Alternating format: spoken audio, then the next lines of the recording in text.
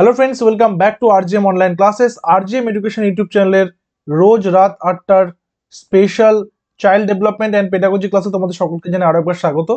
আমাদের target TET exam, primary TET 2025 এবং upper primary TET 2025 এবং এই পরীক্ষাগুলোর কথা মাথায় রেখে কিন্তু আরজিএম এডুকেশনের সম্পূর্ণ তত্ত্বাবধানে একটি টেট কম্বাইন্ড ব্যাচ লঞ্চ করা হয়েছে, যেটা আমাদের ক্লাস অলরেডি শুরু হয়ে গেছে, যেখানে তোমরা পাচ্ছ live class plus recorded class, live class recorded with PDF notes, প্রত্যেকটা সাবজেক্টের আলাদা আলাদা করে সমস্ত কিন্তু করানো হচ্ছে এবং তার পাশাপাশি সেখানে সি টেট এবং অন্যান্য সমস্ত স্টেটের যে টেটগুলো রয়েছে সেগুলোর কোয়েশ্চেন আনসারও সেখানে কিন্তু সলভ করানো হচ্ছে। এবং আমাদের ক্লাস অলরেডি শুরু হয়েছে, প্রাথমিক পর্যায়ে ক্লাস এখন চলছে, ডেসক্রিপটিভ আলোচনা চলছে টপিক ধরে ধরে, এবং ধীরে ধীরে আমরা কিন্তু সমস্ত বিষয়গুলোকেই প্রবেশ করব। তাই তোমরা অবশ্যই এই ব্যাচে জয়েন হয়ে যেতে পারো। ব্যাচের সমস্ত ডিটেলস এই ভিডিও ডেসক্রিপশনে দেওয়া রয়েছে, অথবা আমাদের অফিসিয়াল হোয়াটসঅ্যাপ নম্বর 9564345526 এই নম্বরে তোমরা যোগাযোগ করে তোমরা টেট কম্বাইন্ড ব্যাচ লিখে টেক্সট করবে, তাহলে তোমাদেরকে সমস্ত ডিটেলস প্রোভাইড করে দেওয়া হবে। গতকালকার যে ক্লাস ছিল, যেখানে আমরা 15টা কোয়েশ্চেন করেছিলাম, আজকে সেটারই রেশ ধরে ক্লাসটাকে এগোচ্ছি। আজকে স্যারের প্রথম প্রশ্ন, কিন্ডার গার্ডেন বা কিন্ডার গার্ডেন কে প্রতিষ্ঠা করেন? দেখবে এখন কিন্তু বিভিন্ন শহরাঞ্চল বা কিছু কিছু গ্রামাঞ্চলেও এই কিন্ডার গার্ডেন স্কুল কিন্তু দেখা যাচ্ছে, তাই না? তো এটা কি একেবারে শৈশব বেলায় বা শিশুদের জন্য সেই স্কুলটা? তো এই কিন্ডার গার্ডেন স্কুলকে প্রতিষ্ঠা করেছিলেন পেস্তালজি, ফ্রয়েবেল, মন্তেশ্বরী নাকি নান? কারেক্ট অ্যান্সার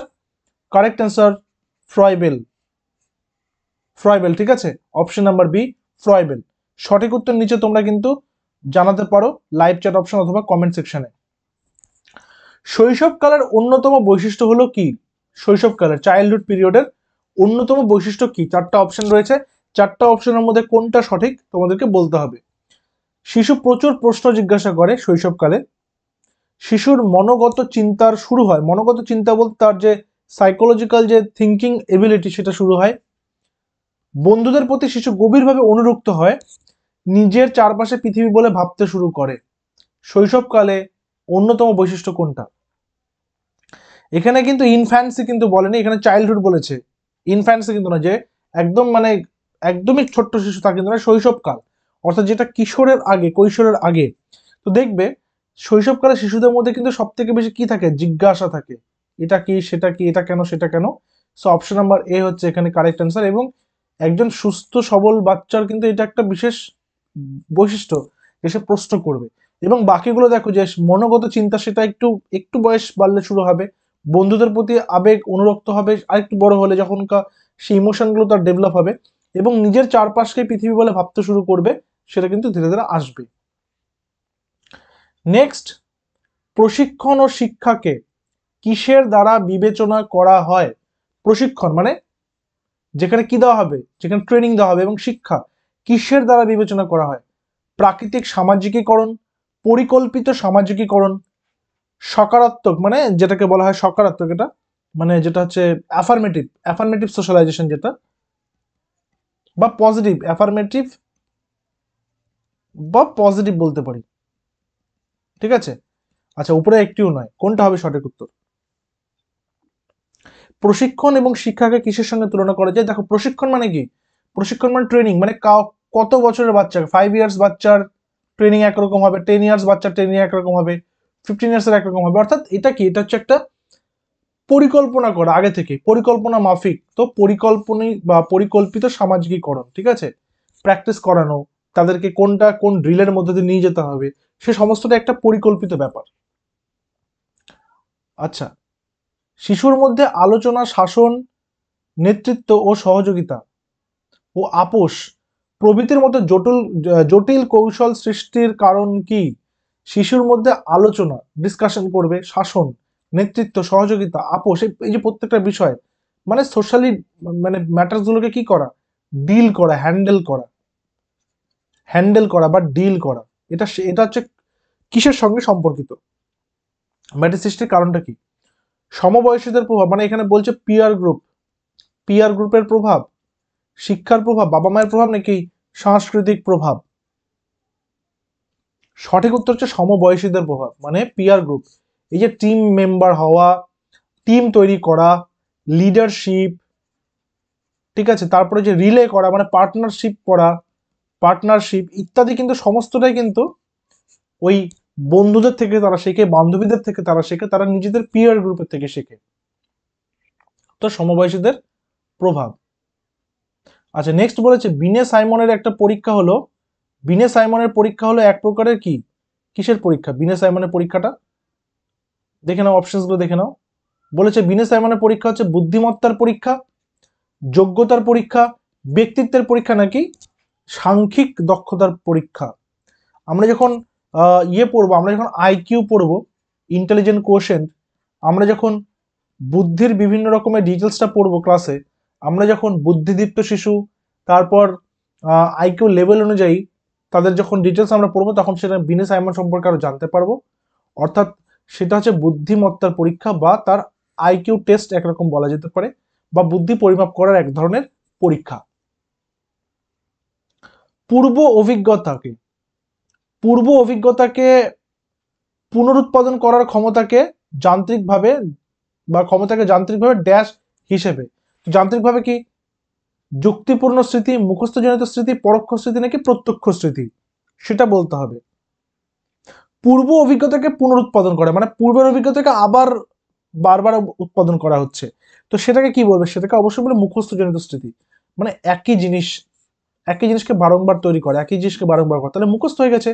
তো অ্যাকচুয়ালি মনে রাখবে পেডাগজিতে এই রোট লার্নিং বা মেমোরাইজেশন বা মেমোরাইজিং লিখে দিচ্ছি আমি, এগুলো কিন্তু একদম প্রহিবিটেড, এগুলো কিন্তু একদমই তারা অস্বীকার করেছে, এগুলো একদমই পড়াশোনার পক্ষে অন্তরায়, সঠিক শিক্ষার ক্ষেত্রে অন্তরায়।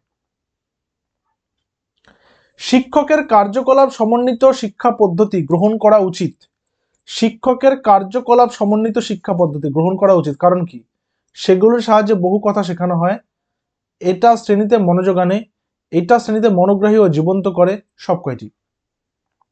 শিক্ষকের কার্যকলাপ সমন্বিত শিক্ষা পদ্ধতি গ্রহণ করা উচিত, কারণ কি, অর্থাৎ কার্যকলাপ সমন্বিত শিক্ষা পদ্ধতি মানে যেখানে অ্যাক্টিভিটিস থাকবে, এক কথায় বলতে চেয়েছে যেই পড়াশোনাতে কি থাকবে, অ্যাক্টিভিটিস থাকবে বিভিন্ন রকমের, সেটা যে কোনো রকমের প্রবলেম সলভিং হতে পারে, যে কোনো রকমের ক্লাস অ্যাক্টিভিটি হতে পারে। যেমন আমি ধরছি যে ক্লাসরুমে আমি গেলাম, গিয়ে আমি বললাম আজকে বাঁ দিকের রোয়ের ছেলে মেয়েদের সাথে ডান দিকের রোয়ের ছেলে মেয়েদের একটা কুইজ কম্পিটিশন করব। অর্থাৎ আমি পড়া ধরেছি, ধরো পড়া দিয়েছি একটা, এবং তারপরে আমি স্কুলে গিয়ে বলছি আমি কুইজ করব, তাহলে এটা কি হলো, আমি পড়াটা কিন্তু একজন করে ধরলাম না, আমি তাদেরকে কুইজ করলাম, তাদের প্রত্যেকে অ্যাটেন্টিভ হয়ে গেল, প্রত্যেকে অ্যাক্টিভ হয়ে গেল। এবং আমি যদি এইটা কন্টিনিউ 2 দিন 3 দিন করি, তারপর থেকে দেখবো আমি বাচ্চাদের মধ্যে পড়া করার আগ্রহ আরো বেশি পরিমাণে বাড়ছে। এটা একটা ব্যক্তিগত অভিজ্ঞতা থেকেই বলছি, এই বিষয়টা খুব উপযোগী, খুব উপকারী, ঠিক আছে। এরকম আরো কিছু কিছু রয়েছে, অনেক বিষয় রয়েছে, প্রত্যেকটা টিচার তাদের নিজেদের ইন্ডিভিজুয়ালি নিজেদের মতন করে তারা কিন্তু করে। তো এই কার্যকলাপ সমন্বিত শিক্ষা পদ্ধতি গ্রহণ করা উচিত, কারণ কি, কারণ হচ্ছে সেগুলি থেকে বহু কথা শেখানো হয়, শ্রেণীতে মনোযোগ নিয়ে আসে, অ্যাটেন্টিভ করে, এবং তাদের প্রত্যেককে মনোগ্রাহী ও জীবন্ত করে, মানে তাদের প্রত্যেককে কি করে, ক্লাসে প্রেজেন্ট রাখে। তো এখানে উপরে সব কয়টি সঠিক। নাম্বার 23,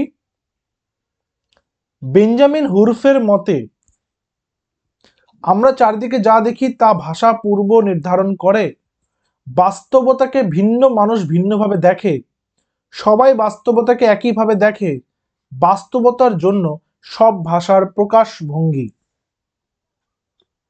সঠিক উত্তর হচ্ছে আমরা চারিদিকে যা দেখি তা ভাষা পূর্ব নির্ধারণ করে।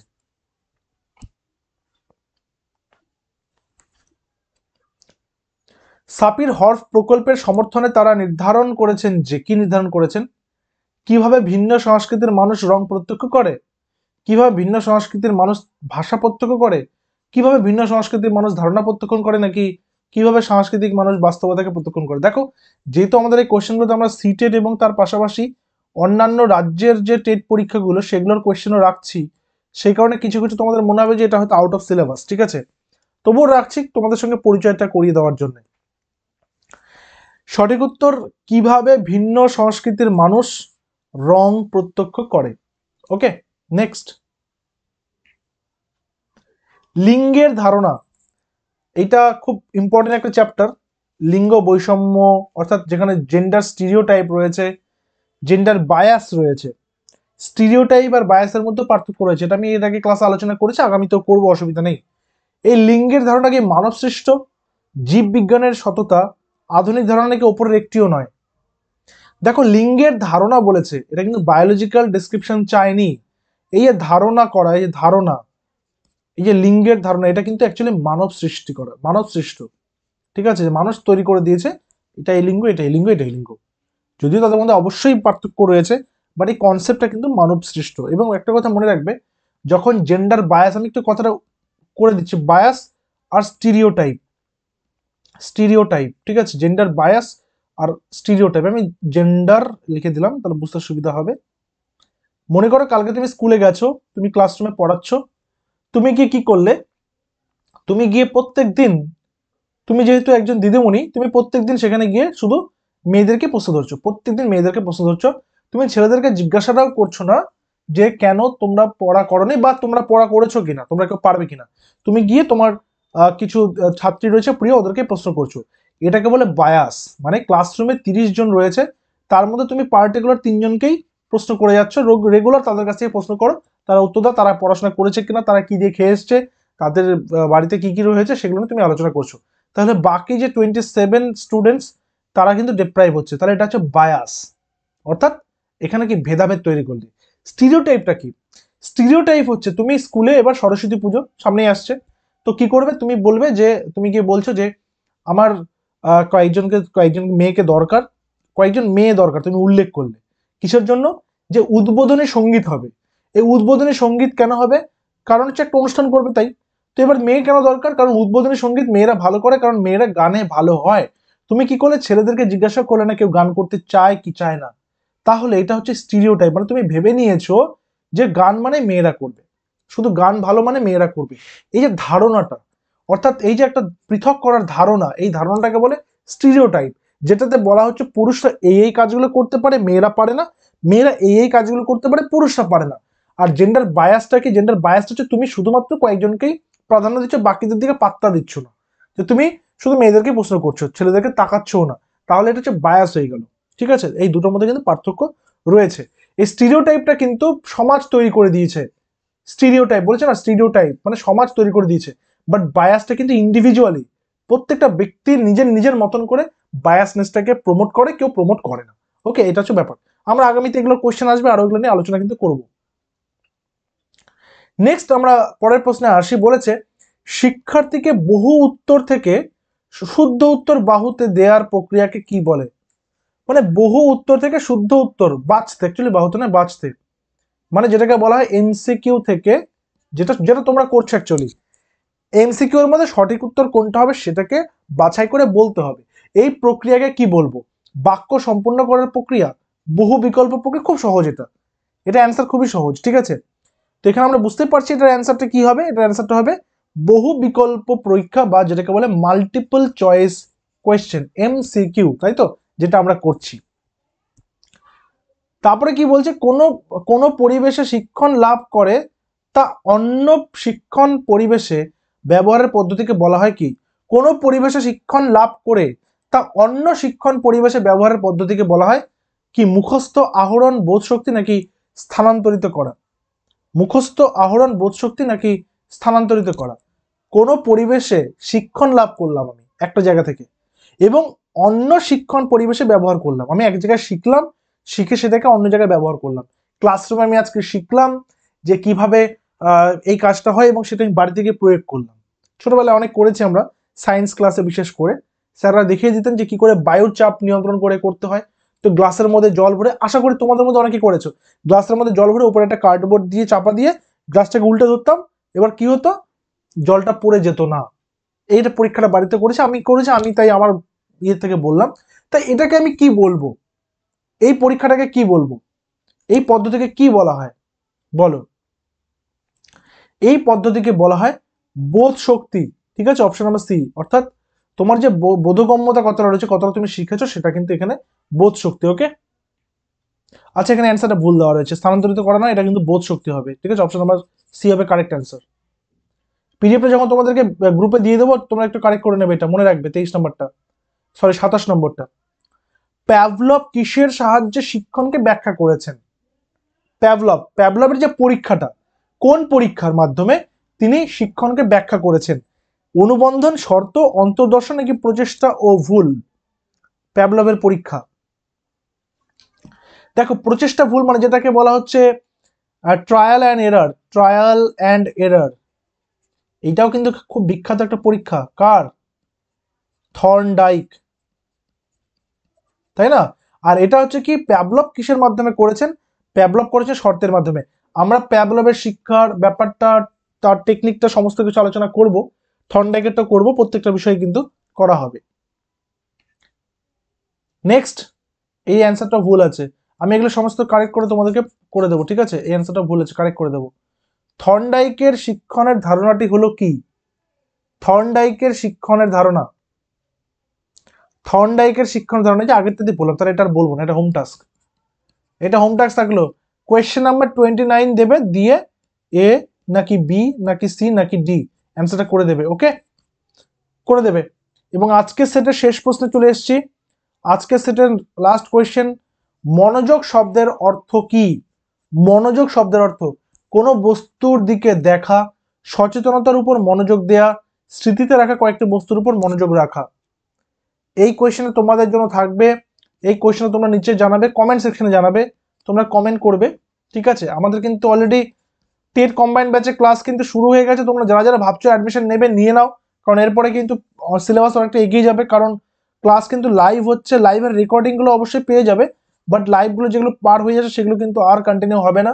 তাই সেগুলো তোমরা নিতে চাও অবশ্যই আমাদের সঙ্গে যোগাযোগ করবে, নিচে এই ভিডিও ডেসক্রিপশনে সমস্ত কিছু ডিটেলস কিন্তু দেওয়া রয়েছে। দেখা হচ্ছে পরবর্তী ক্লাসে। Till then stay connected with RGM education YouTube channel. Thank you very much.